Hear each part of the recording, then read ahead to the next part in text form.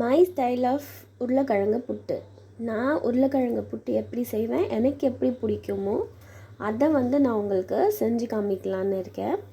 அதுக்கு medium size உருளைக்கிழங்க வேக வச்சு மசிச்சு வச்சுருக்கேன். ஒரு மீடியம் சைஸ் ஆனியன் ஸ்லைஸ் பண்ணி வச்சுருக்கேன். ஒரு குட்டி கேரட்டை குட்டி குட்டியாக கட் பண்ணியிருக்கேன். க்ரீன் பீஸ் எடுத்திருக்கேன். கறி லீவ்ஸ் எடுத்திருக்கேன். நான் தக்காளி ஆட் பண்ண மாட்டேன், அப்படியே செய்கிறது எனக்கு பிடிக்கும். இப்போது கடாய் வச்சுட்டு நம்ம எண்ணெய் ஊற்றிக்கலாம். கடாய் சூடானதும் கடாய் நல்லா காஞ்சிடுச்சு. இப்போது 2 டேபிள் ஸ்பூன் அளவுக்கு நம்ம ஆயில் ஆட் பண்ணிக்கலாம்.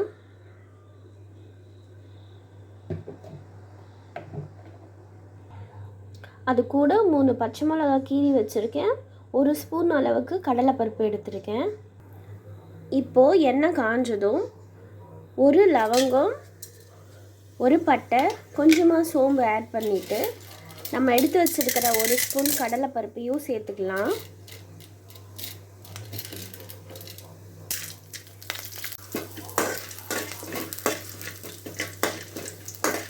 கலந்து விட்டுட்டு இப்போது நறுக்கி வச்சுருக்கிற வெங்காயம், பச்சை மிளகாய் எல்லாத்தையும் ஒன்றா சேர்த்து வதக்கிக்கலாம்.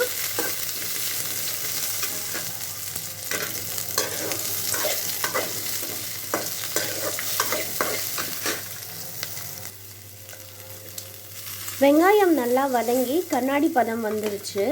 இப்போது நம்ம எடுத்து வச்சுருக்கிற கேரட், பச்சை பட்டாணி, கறி லீவ்ஸ், கருவேப்பிலை எல்லாத்தையும் சேர்த்து வதக்கிக்கலாம்.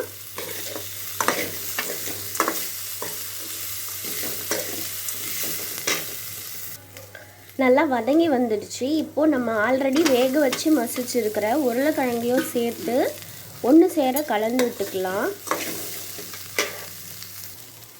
இப்போது ஒரு 1/4 ஸ்பூன் அளவுக்கு மஞ்சத்தூள் ஆட் பண்ணிக்கிறேன்.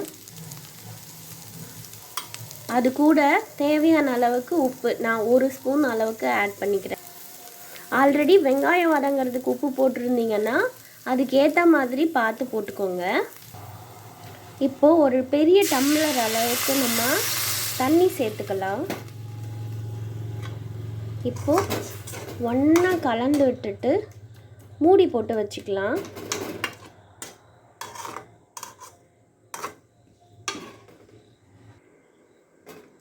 நம்மளோட அட்டகாசமான பூரி குருமா ரெடி ஆகிடுச்சு. ரொம்பவும் தண்ணியாக இல்லாமல், ரொம்பவும் திக்காக இல்லாமல், கடலை மாவு எதுவுமே ஆட் பண்ணாமல் இந்த கன்சிஸ்டன்சியில் பூரியை வச்சு சாப்பிட்டிங்கன்னா சூப்பராக இருக்கும். பூரியை ரெடி பண்ணிடலாம்.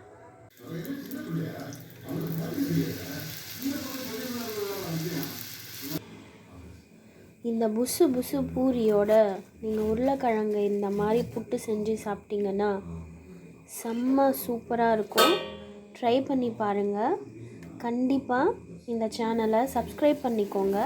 இந்த மாதிரி சூப்பரான டிஷ்ஷஸ் உங்களுக்கு நாங்கள் கண்டிப்பாக அப்லோட் பண்ணுவோம். தேங்க்யூ.